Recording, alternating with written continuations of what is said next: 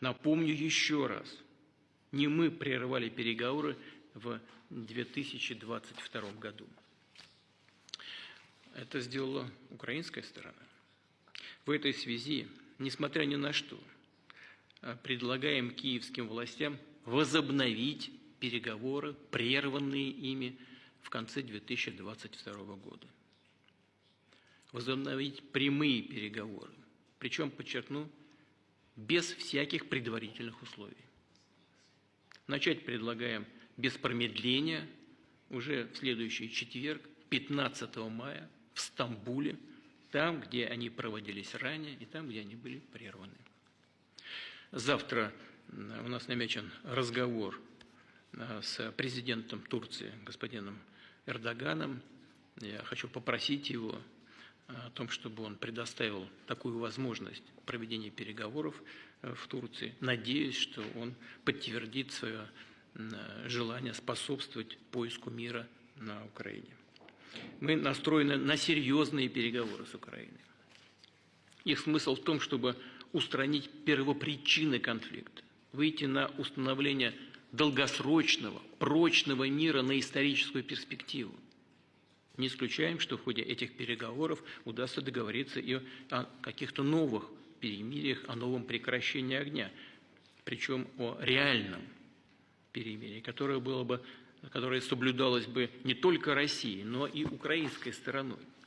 Было бы первым шагом, повторяю, к долгосрочному устойчивому миру, а не прологом к продолжению вооруженного конфликта. Massive news. European leaders have just issued a ceasefire ultimatum to Putin. Either he negotiates an end to the war, or Europe will unleash massive sanctions against Russia and supply Ukraine devastating weapons. Putin only has 36 hours to respond. Talk about a real part of the deal. If President Vladimir Putin is proposing ceasefire talks, the possible outcomes could vary widely depending on the intent behind the offer, the response from Ukraine and its allies, and the international diplomatic environment. Here are a few likely scenarios. 1. A temporary de-escalation. A ceasefire agreement could lead to a temporary halt in hostilities, reducing immediate human suffering and giving civilians some relief. However, such pauses have previously been used by Russia to regroup and reinforce military positions. Diplomatic opening. If both sides engage genuinely, it could mark the beginning of a negotiated settlement or at least more serious diplomacy. It may also shift the global narrative, especially if Western countries are seeking a diplomatic off-ramp. Strategic delay. Ukraine and Western nations might view the proposal as a strategic move by Russia to freeze the conflict along current front lines. Putin might aim to legitimize territorial gains and pressure Ukraine into talks that would lock in the status quo. Rejection and continued fighting. Ukraine could reject the offer if seen as disingenuous or if conditions are unacceptable,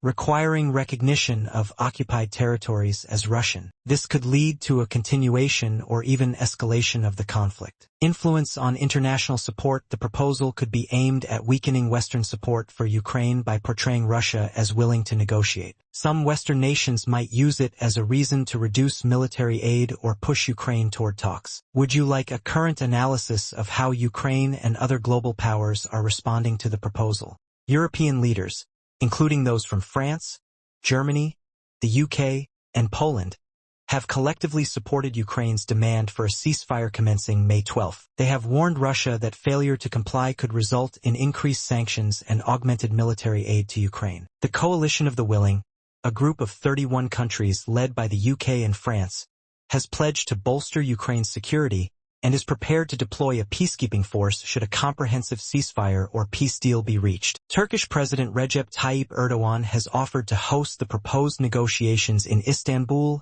and fully supports Putin's initiative. Turkey's role as a mediator is seen as pivotal in facilitating dialogue between the conflicting parties. While the proposal for ceasefire talks introduces a potential avenue for de-escalation, several challenges persist. Trust deficit. Ukraine and its allies remain wary of Russia's intentions, given past instances where ceasefires were used strategically by Russia to regroup. Preconditions. Ukraine's insistence on a pre-negotiation ceasefire contrasts with Russia's preference for talks without preconditions, creating a diplomatic impasse. International dynamics.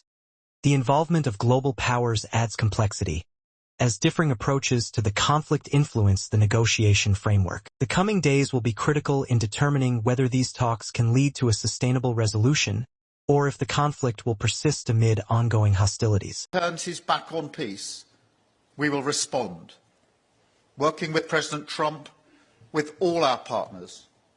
We will ramp up sanctions and increase our military aid for Ukraine's defence to pressure Russia back to the table.